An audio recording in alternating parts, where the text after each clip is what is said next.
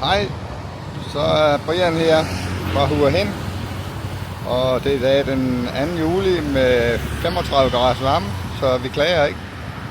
Jeg skal vise jer vores kondo her i Huahen, og kan måske svare på en hel masse af jeres spørgsmål. Den er beliggende på det der her så 102, og så 102 det er sådan en rimelig lang søj.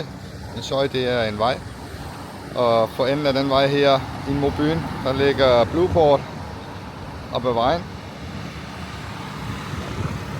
Og ellers har vi hele vores bygning, der hedder MyStyle, søj 102. Og det er bygget i omkring år 2019, mener jeg, de startede og blev færdige i 2021. Den består af 3 bygninger, der ligger i vinkel af hinanden og med stort poolområde inde i midten. Der er lidt over 200 lejligheder, og ud af de 200 lejligheder, der må de 49% være ejet af udlændinge.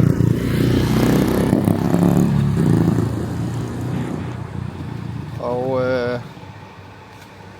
vi har købt vores som er på udlændingekvoten, hvilket er en fordel, hvis man vil sælge den igen. Min kone er jo thai, så vi kunne også have købt den som thai, men så vil den måske være sværere at sælge, for så kan den kun sælges til en thailænder. Som I kan se, så har vi 24 timers vagt, der holder øje med, hvem der kommer og går. Vi har kontorbygningen nedenunder. Det er salgskontoret fra firmaet, som bygger og udvikler her i Huahen. De har forskellige projekter. Ovenpå der har vi et lille fitness med lidt forskellige maskiner.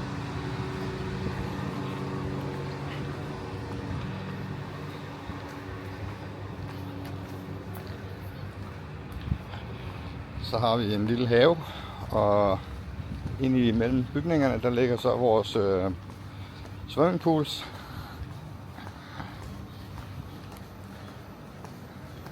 Der er ikke så mange mennesker her i øjeblikket. Om sommeren, nu er vi i juli måned, så der er sådan rimelig fredeligt og roligt her. Og det er vi jo selvfølgelig glade for. Den første her, det er en lille børnepool. Og så har vi 2 pools til at ligge og svømme i. Og vi har en spagepool over i den anden side.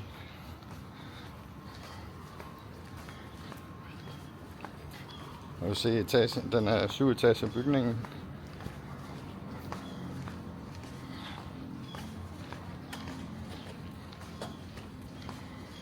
Hello. Hi, how are you? Nice, thank you.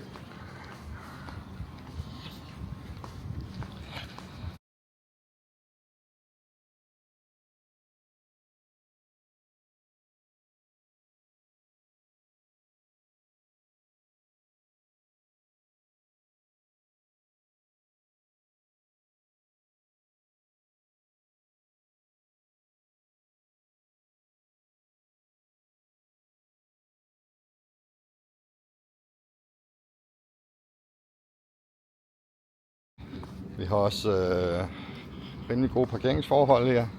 Ikke fordi der er plads til 200 biler jo, men der er plads til en del, og så er der især plads til scootere, som der jo er mange af. Vi har vores lille vandgenerator. Man kan jo ikke drikke vand i vandhænderne. Det kan man kun bruge til at gå i bad og vaske op. Så enten så skal du købe vand på flaske, eller også skal du gå ned og tappe vand til 1 bat per liter, mener jeg det er cirka. Nej, det er vel ikke engang. Jeg tror jeg får 1 bat per liter passer meget godt. Og som I kan se, så holder bilerne jo i skygge med overdækning her. Området er fuldstændig lukket af, så der er kun beboerne her. Jeg tror stadigvæk der er nogle ledige lejligheder rundt omkring. Ikke alle 200 er solgt, men en del af dem er. En del af dem bliver så også udlejet. Og så der er lidt udskiftning, men der er rimelig fredeligt og roligt her. Vi har ikke en hel masse børnefamilier, der pjasker og larmer ved poolen, hvis det er det, man gerne vil, hvis man vil have fred og ro. Det her det er så indgangen til vores blok. Der er som sagt 3 blokke. Og så er der selvfølgelig to elevatorer i hver blok. Så lad os prøve at køre op og se en gang, hvordan det ser ud. Og der er der jo en sikkerhed her også.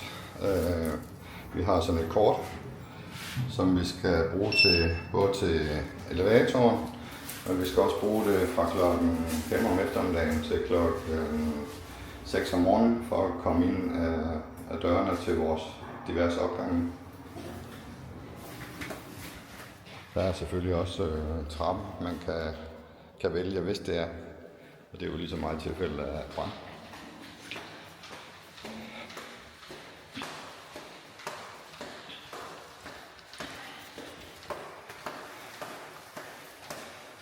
Og så er vi nået hen til vores hånddåb.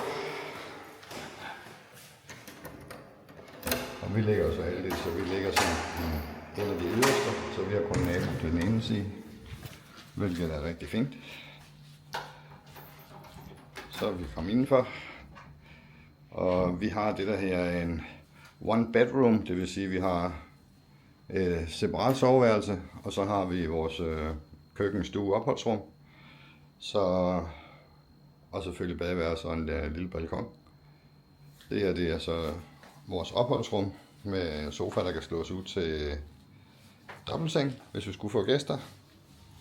Og hvis vi vender os om og kigger, så er der et lille tekøkken. Og vi har selvfølgelig spisebord. Det er jo ikke fordi vi spiser så meget herhjemme. Af og til selvfølgelig lidt morgenmad, men ellers spiser vi jo altid ude. Det kan simpelthen ikke betale sig at begynde at stå og lave mad herhjemme. Så det er mest til at lave kaffe, og hvis man vil lave et æg til morgenmad, så er det selvfølgelig fint nok. Så har vi et soveværelse herinde. Og der er, hvad vi skal bruge. Vi har vores seng, vi har et stort klædeskab, et stort vindue. Og der er aircondition i soveværelset. Det står på 24 grader. Og der er selvfølgelig også en aircondition i stuen. Så har vi et badeværelse. Og der er jo også, hvad vi skal bruge. Med fin store brugskabine. Så der mangler heller ikke noget.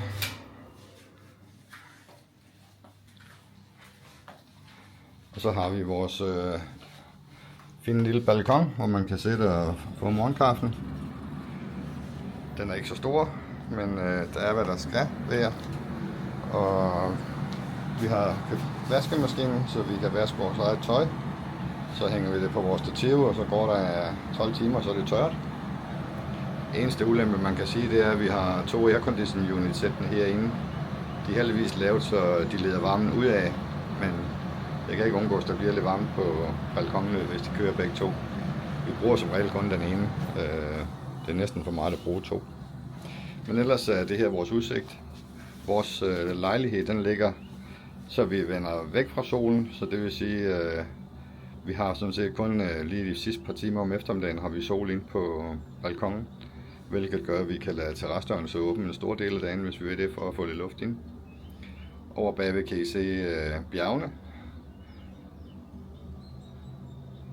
Og der sætter sådan et net foran for simpelthen at undgå, at der er så mange duer og fugle, så for at undgå, at de kommer ind og sætter og gør deres toilet på vores balkon, så har man valgt at sætte det op. Og hvad kan vi ellers fortælle? Vores lejlighed den er på 35 kvadratmeter. Den var helt ny, da vi købte den. Det var en demonstrationslejlighed, så vi har købt den med møbler. Vi har dog måttet ændre en del, fordi sofaen den kunne ikke slås ud, og den var bygget til thailænder, det vil sige, at der var ikke ret stor dybde. Så vi har også måttet købe noget andet madras til sengen, fordi det var lige så hårdt som beton. Så vi har skiftet en lille smule, men ellers er lejligheden mere eller mindre, som vi købte den. Og vi købte den for 2 år siden. Vi har gået og kigget længe. Vi har kommet i Hua Hin de sidste 12 år. Og vi har kigget længe på at købe et eller andet her, men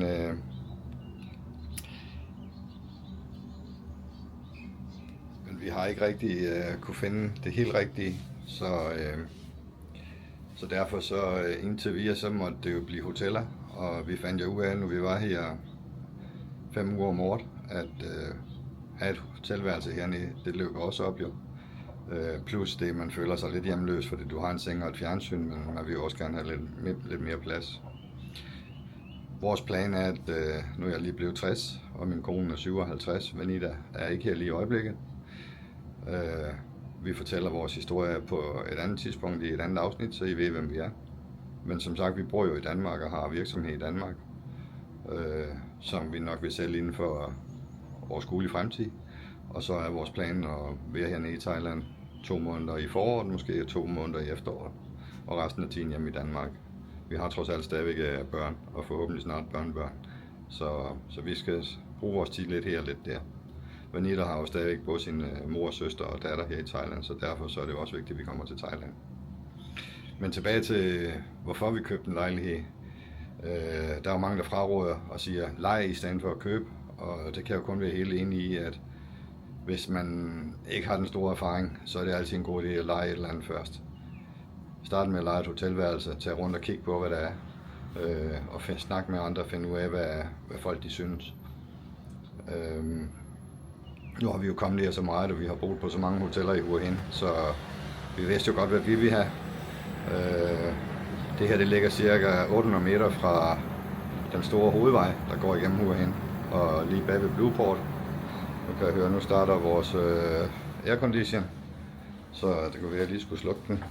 Ellers er det jo ikke til at høre en dyt, først de kører.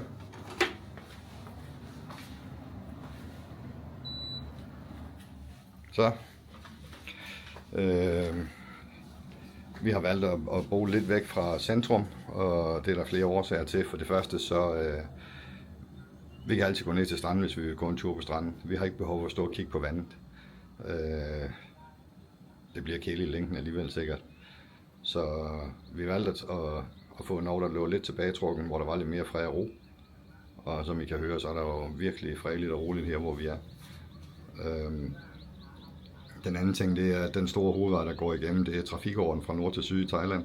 Så det vil sige, at der er meget trafik, og der er mange mennesker i Hua Hin efterhånden. Så der er rigtig meget larm fra diverse ulovlige køretøjer med fuld udblæsning på udstødningerne. Så hvis man bor nede ved hovedgaden, som der er mange, der gerne vil, der ligger en del på kondominiums, altså lejligheder, men der ligger også en del hoteller, og de ligger alle sammen mere eller mindre på række dernede. Men folk finder hurtigt ud af, at det er måske meget fint, fordi du kan gå til alting, hvis det er det, du gerne vil jo. Men til gengæld så er der et hav af mennesker, plus du har noget larm og ballade dernede. Så, og når jeg siger ballade, er det selvfølgelig ikke kriminel ballade, for det oplever vi ikke rigtig noget af her. Men der er bare meget larm fra mennesker og fra biler og scooter og lastbiler og busser og så videre. Så derfor var vores valg at købe noget, der lå lidt tilbagetrukken, men alligevel i god afstand. Vi har købt 2 mountainbikes, så vi kan hurtigt cykle rundt, hvis vi vil det. Men ellers hver gang vi kommer hernede, så lejer vi en scooter og en bil. Det er også rimelig billigt. Det kan jeg så også vise i en anden udgave. Så 2 år har vi haft det nu, og om vi er tilfredse? Ja, det er vi. Vi har fået det, vi gerne vil have. Det gode ved det her, det er jo, at vi har tøj, og vi har alt, hvad vi skal bruge i lejligheden. Så det vil sige, at reelt kan vi nøjes med vores pas og vores kreditkort i tasken, når vi tager frem og tilbage. Så vi skal ikke slæve en hel masse frem og tilbage. Vi har alle personlige ting liggende her i lejligheden. Vi lejer den ikke ud, for det er vores lejlighed. Så det er vores hjem i Thailand. Så den står bare og venter på os. Så vi er her 3 uger om sommeren og 2 uger omkring nytår. På grund af, at vi har vores virksomhed, vi skal drive os. Så sådan er det indtil videre, og så må vi se, hvad fremtiden bringer. Og så kommer det vigtige, hvad koster sådan noget her? Jamen, den her, den koster cirka 2,4 millioner baht. Og så vidt jeg husker, på det tidspunkt, da vi købte den, der var kursen lavere end den er nu, så jeg mener, vi gav 430.000 kroner for vores lejlighed. Omkostninger. Jamen, de eneste omkostninger, vi reelt har på lejligheden, det er, at du har et fast fee over på 17.500 baht, hvilket er cirka 3.500 kroner. De går til vagt, de går til, jeg tror vi har 3 ansatte her, der passer haven og poolen osv. Og så har vi en manager og en kontordame. Og de tager sig sådan set af alting, betaler regning og sørger for driften osv. Der er en beboerforening her, som afgør tingene på nogle møder, som managementsfirmaet så skal sørge for at overholde.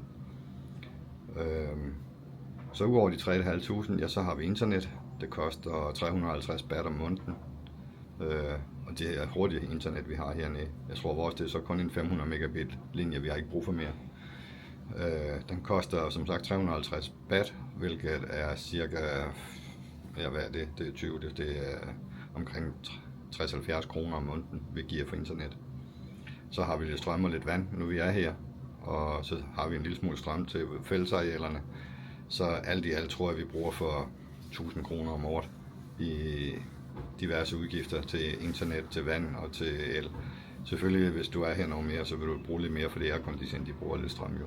Men strømmen koster 5 baht per kilowatt, det vil sige, det er 1 krone per kilowatt, så det er jo ikke dyrt hernede. Ja, så ved jeg ikke rigtig, hvor meget mere jeg har og kan fortælle jer i denne omgang her. Men I er jo altid velkommen til at stille spørgsmål i kommentarfeltet. Jeg svarer meget gerne på det og hjælper, hvis der er nogen, der har brug for lidt hjælp eller har brug for lidt mere viden. Så er I velkommen til at skrive i kommentarfeltet, så skal jeg nok svare jer så hurtigt som jeg kan. Men det var den første video på dansk. Vi har jo en anden YouTube-kanal også, der hedder Live in Hua Hin, Thailand, som vi egentlig startede med. Men det er jo svært, der må både mig og Vanita har boet i Danmark i 30 år, snakker jo perfekt dansk. Så når vi går sammen, så snakker vi jo dansk. Og det glemmer vi jo lidt, når man så har en engelsksproget kanal. Så derfor har vi valgt at lave en dansksproget kanal til alle de danskere, der kunne være interesseret i livet i Thailand og til at købe lejlighed og hvordan man gør de forskellige ting osv. Vi har jo en del erfaring med mange ting, som vi gerne vil give videre. Men der kommer meget mere fra vores side, så vi ses en anden gang. Kan I have en rigtig god dag. Hej igen.